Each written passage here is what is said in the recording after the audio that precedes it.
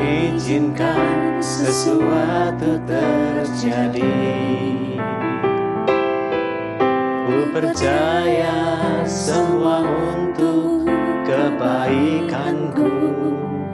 Bila nanti telah tiba waktumu, ku percaya kuasa-Mu memulihkan hidupku.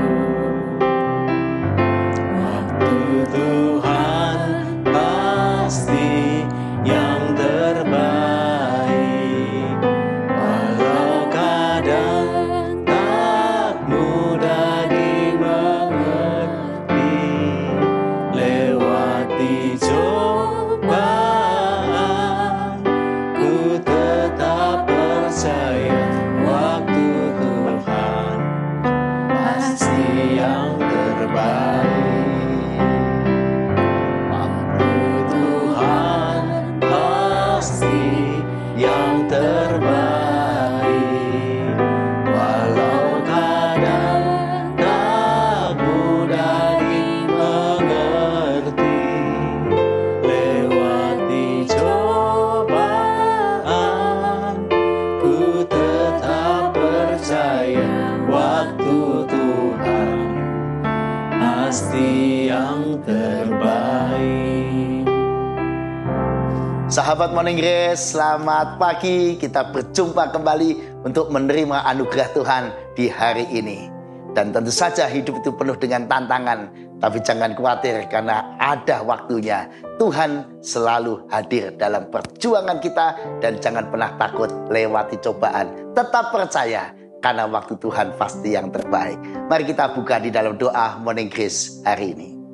Ya Tuhan, kami bersyukur karena hari ini hari di mana Tuhan juga akan menyatakan kebaikan dan kehadiran Tuhan buat kami. Kami sambut dengan penuh sukacita hari ini Tuhan.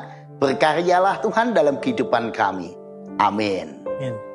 Sahabat Morning Grace, pagi ini saya ditemani Bapak Wisnu Prayogo yang sudah sering berdialog dengan kita dalam berbagai macam karya pelayanan. Nah, Pak Wisnu, bagaimana pagi ini rasanya? Semangat? Semangat. Padahal hidup ini penuh cobaan kan? Betul, Pak Paulus. Wah. Betul sekali. Tapi pernah khawatir nggak, Pak Wisnu, ini kalau menghadapi kehidupan?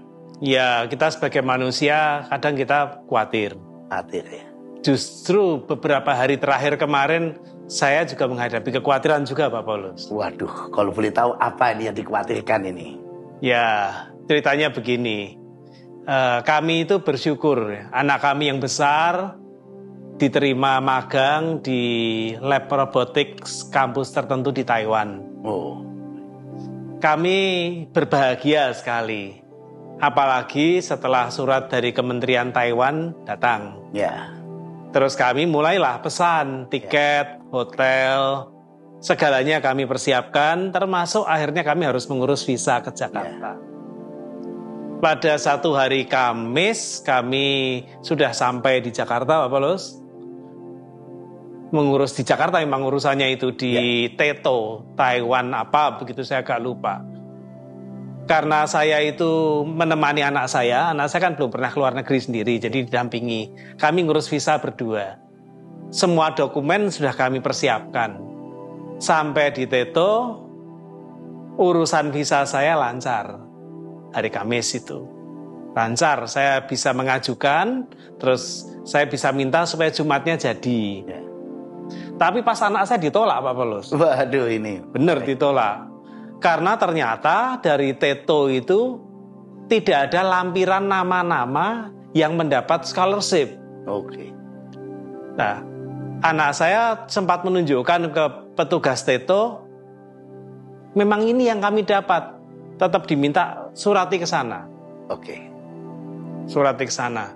Ya sudah, akhirnya email juga dikirim ke sana pagi itu. Hari Kamis belum jam 11 kelihatannya. Dah, kami tetap nongkrong di situ Pak Paulus. Harapannya kalau kami ngirim email ya langsung dibalas lah itu. Yeah. Kami tunggu sampai loketnya tutup, tidak ada balasan. Kami pulang ke tempat kosnya anak yang dulu. Yeah. Kami tidak tinggal di hotel, tinggal di tempat kos yang dulu. Hari berikutnya, hari Jumat kami datang lagi. pagi-pagi udah nongkrong di sana. Apakah berkas kami sudah ada? Belum. Kami datang duduk mengharap balasan email. Oh, sambil menunggu. Sambil dengan dengan harap-harap cemas. Singkatnya, akhirnya bagaimana itu? Hari itu emailnya nggak masuk.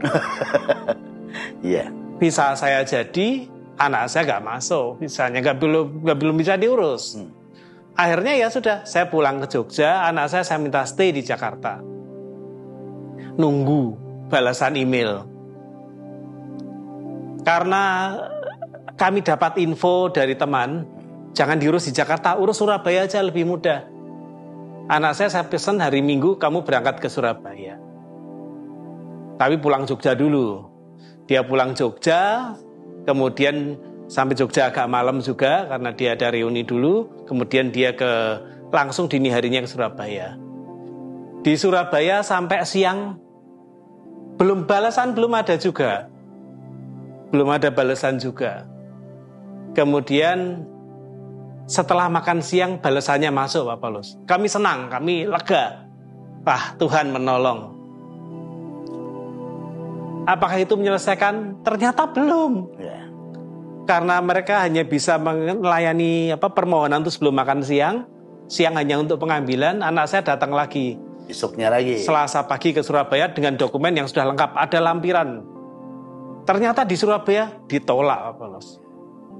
Alasannya surat dari kampusnya itu tidak menyebut jenis beasiswanya. Waduh. Kami sempat ya delek-delek, apalagi ini? Apa yang terjadi lagi? Terus anak saya kontak temannya. Dah, lari Jakarta.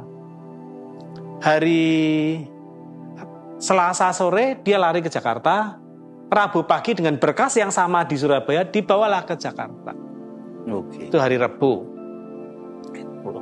Kemudian dia ngabari kami, ya bisa diterima berkasnya. Tetapi kami harus nunggu telepon dulu. Kalau tidak ada telepon berarti aman, kalau ada telepon berarti berkasnya bermasalah. Ya. Jadi berkas yang sudah ditolak di Surabaya dibawa lagi ke Jakarta.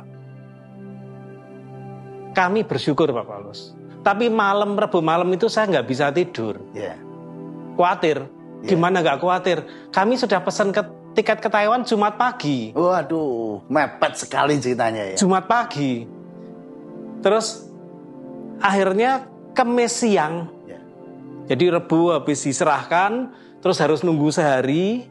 Deg-degan, Kamis siang visanya anak saya dapat. Wah, jadi tepat waktu Tuhan pasti yang terbaik. Nah, ngomong-ngomong soal kekhawatiran Pak Wisnu, apa yang Pak Wisnu bisa pelajari dari Alkitab supaya kita semua hari ini dikuatkan oleh Morning Grace ini?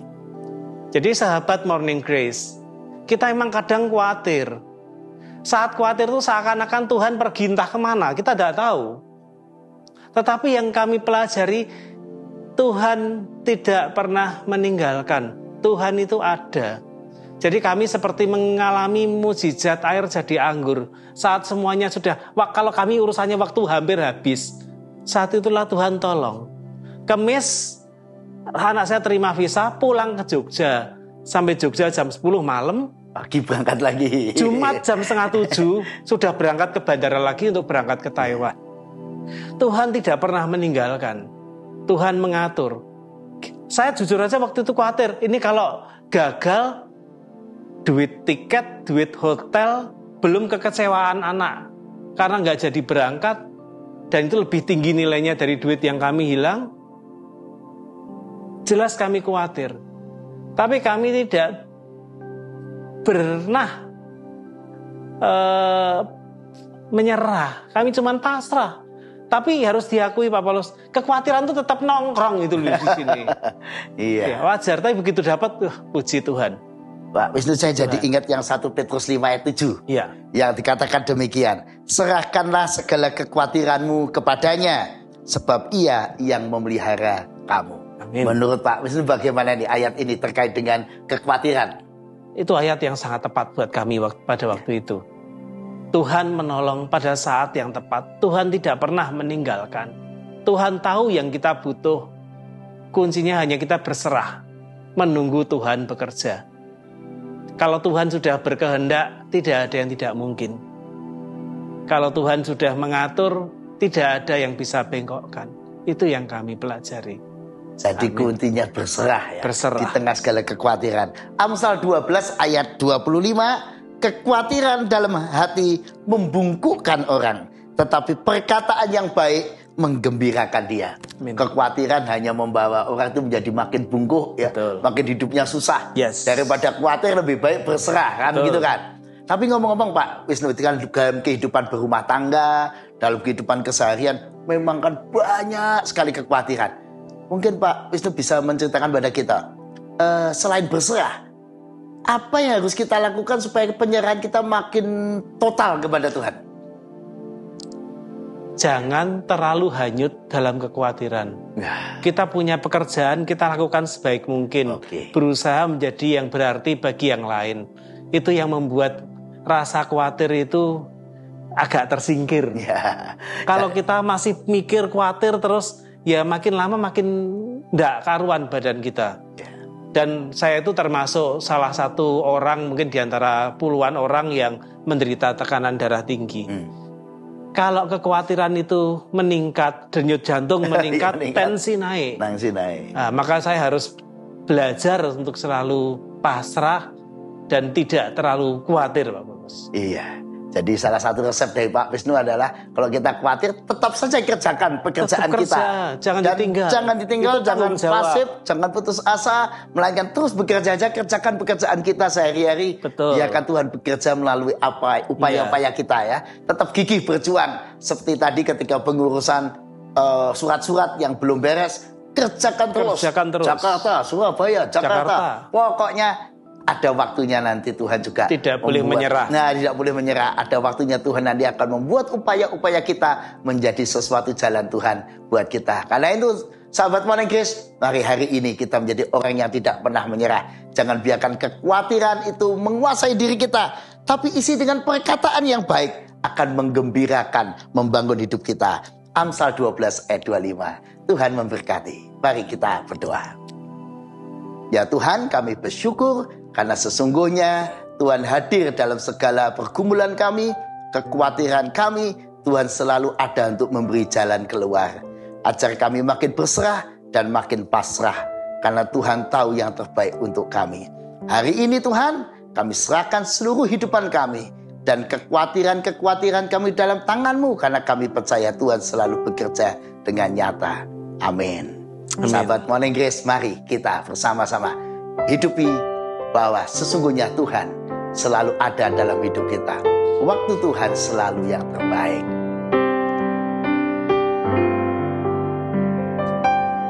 Bila Kau izinkan sesuatu terjadi, ku percaya semua untuk kebaikanku. Bila nanti telah tiba waktumu, ku percaya kuasa-Mu memulihkan hidupku. Waktu Tuhan pasti yang terbaik, walau kadang tak mudah dimengerti. Lewati cobaan, ku tetap percaya waktu Tuhan pasti yang terbaik.